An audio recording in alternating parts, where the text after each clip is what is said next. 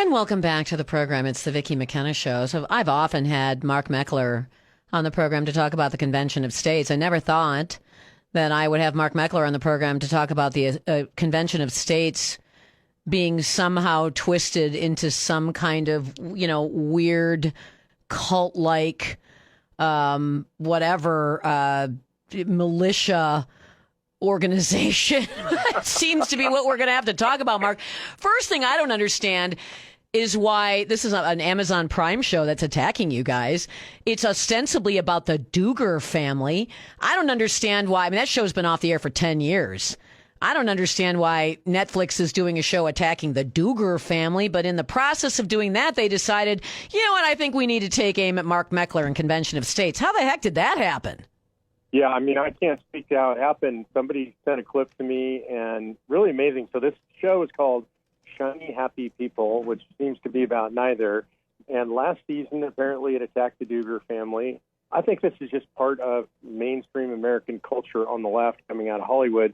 Anything they can do to attack Christians, to make Christians look bad, that's what they're going to do. They're going to elevate any scandal they can. So they did that with the Duggar family. Well, this season, apparently, the show is about some kind of teen Christian camp back in the 90s or something that I've never even heard of. But in the middle of the show, we have nothing to do with this teen Christian camp. I don't know anything about it. In the middle of the show, they cut to Convention of States and how bad Convention of States is, holding us up as some sort of attempt to reinstate the new Confederacy, to reinstate slavery, to burn down the Constitution. What? Yeah, it's pretty extraordinary stuff. So my understanding of this show is that I guess it's season to season, it changes its targets. So now it's targeting some teen Christian camp. And so now Convention of States is all about, I guess, reestablishing slavery. I've known you for a long time, man. You are as libertarian as they get, but, and I've never, I followed you. I've seen you on social media. I don't even understand how you get there. But I'll tell you one thing. This suggests that we're going to have entertainment stay woke for a while. But let's talk about Convention of States. What is it? Because people are going to get the wrong idea, and they're going to think their parents who sent money or signed up for the Convention of States, suddenly their parents are like closet Confederates or something. Yeah, the entire goal of Convention of States is to take power away from Washington, D.C., and return it to the states and the people. I mean, that's really, at its simplest, that's all it is. It's not even partisan. It doesn't matter whether we're talking about Wisconsin or California or Texas. The goal is to limit the scope, the power, and the jurisdiction of Washington, D.C., and to take that power and send it back where it belongs to the states. Also to impose term limits, which most people support, and not just on Congress, but on the deep state. And also to impose some kind of balanced budget amendment, some kind of fiscal sanity in Washington, D.C. Everything that we're talking about are supported by 2/3 to 3/4 of folks in the United States at a minimum. So there's nothing fringe about it. There's nothing radical about it. It's in the Constitution. And these guys are saying it's going to destroy the Constitution. Literally, Article 5 of the Constitution contains the way that we amend. One of the ways is when 2/3 of the states want to gather in convention and propose amendments, they do so. That's the process we're using. So far, 19 of the requisite 34 states have called for this convention. Literally, absolutely nothing radical about it. To the contrary, it is purely constitutional. Yeah. So I don't. Yeah. And most of the people who support the idea for two basic reasons. One is term limits, and the other one is the balanced budget, because we are $37 trillion in debt. We have octogenarians who are announcing they intend to run again for their 18th or 20th term. The idea that these same people who have never reined in their own power over the entire time they've been in Congress will just get together and vote 2/3 to say, let's amend the Constitution. I mean, don't hold your breath because you'll pass out. That's just that's an idiotic thing to think. So the only way to do it is Article 5. That's it. That's the only option we've got if we want to rein in spending, if we want to rein in what has become a career track for wealth creation using government. It's pretty much all we've got left. Yeah, and if you look at what just happened in Congress, we got this one big, beautiful bill. I would argue that bills can be either big or beautiful, but not both. And this one, I don't like it. I think it's the best we could get under the circumstances. I hate that. but I don't like the bill. I don't like all the gross pork in there and all the terrible spending. It does not reduce our debt and our deficit. And so if we want to fix that stuff, then we're going to have to do it ourselves. The critters in Washington, D.C. are never going to do it. And look, I think Donald Trump is doing an extraordinary job as president. He can't do it because presidents don't have the power to fix the stuff that needs to be fixed. That power was reserved to us in the states, and we're going to have to exercise that That's power. 100% true. And, you know, every liberal should support this as well. They may not agree with what kinds of, you know, government policy that you might support, but how can you be against a balanced budget? How can you be against not destroying the future generations with so much debt they'll never be able to do anything except maybe rent from the government, right? How can you be against that if you're a liberal? How can you be against term limits? I mean, especially these young wide-eyed commies who can't stand the fact that they've got a bunch of old boomers occupying seats in Congress. You know, they're griping about it constantly at this point. So why not sign up? Why not join us? Because this benefits both sides of the political aisle. Yeah, and my experience is that they are for it. If you sit down and talk to them about it, and you talk about term limits or balancing the budget or even taking power away from D.C. and giving it back to the people, they are for these things.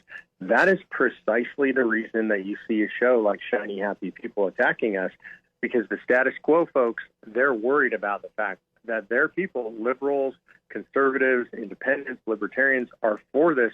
We've done the polling again. It's 2/3 to 3/4 Americans, depending on where you're at, are for everything that we're talking about. And so they have to use the media and the culture to try to attack it. You know what suddenly makes me wonder if maybe James O'Keefe could get on something like this and find out whether the government was communicating with the producers of this series to take shots at Convention of States, because it just doesn't fit. There's nothing religious about it. Zero. There's nothing religious about it. I mean, if you want there to be something religious about it, you're going to be disappointed, because it has nothing to do with anybody's religion, not any sect, not any overarching thing, nothing. And so that makes me wonder whether somebody was an advisor, maybe paid for through USAID or some such thing like that, to take shots at you guys in a way that just makes zero sense. You know, I was watching an interview with Tucker Carlson last night with a guy named Trevor Milton. Everybody should watch this thing. And what you find out is that the government has consolidated so much power that even the limited, the protections we have in the Constitution. So one of those is not being able to have them use rigged venues to try to put people in prison. And they completely, ignored that to try to take a guy from Arizona and try him in the Southern District of New York so they could put him in prison for the rest of his life. So, that's how eroded our Constitution has become, that you're thinking, what judge signed off on that crap? But they did. And so there's really nothing you can do to stop that unless you have a powerful executive who's paying attention, and we don't always have that. No, we haven't right now, thank God. I'm really proud of 99% of what Donald Trump is doing. But the bottom line is that will switch back, and it'll switch back to totalitarianism. Yes. The second that we have a leftist administration. And that's our history. Like, we can pray for more conservative, more libertarian administration, but that's not going to happen permanently. And so the way you make the permanent changes, the things that actually get etched in stone, essentially, are the things that go in the Constitution. And there are things that we can do to protect ourselves over the long term. What are some of the other elements that people have been talking about? I don't think many would make it, because that's the big fear that the people on the right have. We always got to talk about this, is that there'll be a runaway convention, which, if you look at the process of how the Constitution is amended using Article 5, it doesn't even seem like it may be like getting struck by lightning on the tip of your big toe while dancing on the top of a mountain and surviving it. That seems to be like the likelihood that this would be a runaway convention. Yeah, I think it's more likely that it's hard to get things done, and I agree with you. And this is important. The only things that are going to get done are the things that are very mainstream and very accepted by most people. So we talked about term limits. We talked about balanced budget. Here's a good one. The vast majority of the American people want the Supreme Court limited to 9 justices. The left is talking about packing the court, doing away with the filibuster, et cetera. You can stop that permanently, and almost everybody supports that. Let's just be done with that idea. It's a crazy idea, because both sides would just go back and forth and do it. Let's just stop that by fixing the Supreme Court at 9. Another one is the idea of anchor babies, that anybody can come here, have a baby here, and that baby's automatically a citizen, clearly not intended by the 14th Amendment, clearly been abused. And we could just say, no, it's not intended for that. There's no such thing as anchor babies under the 14th Amendment. So there's some very simple things. Here's another one, Vicki, that everybody likes. Stop it with the 2,000-page bills already. Single subject amendment. One subject, one bill, put a page limitation on it. But stop doing these monster bills that nobody can read and nobody knows what's in them. That's what empowers the deep state, by the way, because then we let the bureaucrats write the rules that implement the bill. And so a 2,000-page bill becomes a 2,800-page document that nobody reads, that is implementing the 2,000 pages that nobody read. So one-page bills, everybody has to be able to read them. I would also, and again, this is just me, I would like actual formal debate. I would like to have people debate things again, Mark. I would like to see testimony, public testimony, not just, hand-picked superstars, but public testimony where we get to weigh in like we can occasionally at legislative levels. So these are the radical ideas we're talking about, folks. Yeah, the one you just talked about is so important to me. If you watch debate on the floor of the Senate or the House, there's almost nobody in the room. Never. It's just that all it is a soundbite for somebody. Bloviating. And I think they should all have to sit in there and listen to and watch and respond to all the debates. I agree. And you know what? If it takes a little longer, if you've got to schedule extra days for public testimony, big deal. So there's all kinds of, really common sense things that maybe a lot of people would agree with. And here's how it would work, right? You'd get together, you debate what you want in your state. And all the other states would do that. And then you get together and then you debate what everybody wanted. And 2/3 would have to say yes. Yeah, 2/3 have to say yes just to get to a convention. And then in the convention itself, the way it works is they'll debate at the convention, and a simple majority has to say yes. And when they do, and this is really important for people who might be afraid, when they do, it's only a suggestion.